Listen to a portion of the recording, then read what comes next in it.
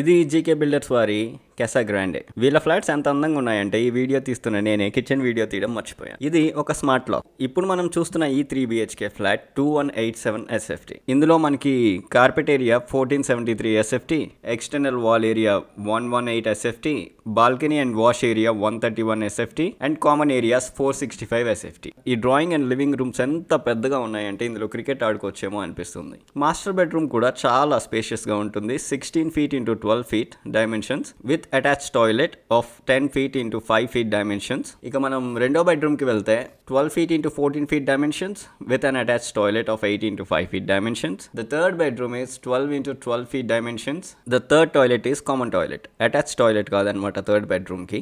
ఒక balcony area ఉంది 13 feet into 6 feet. The other balcony or utility area is 10 feet into 6 feet which is beside the kitchen. ఇది ఒక demo flat. ఇందులో చూస్తున్న interior అయితే రాదు, మనం కస్టమైజ్ చేసుకోవాలి.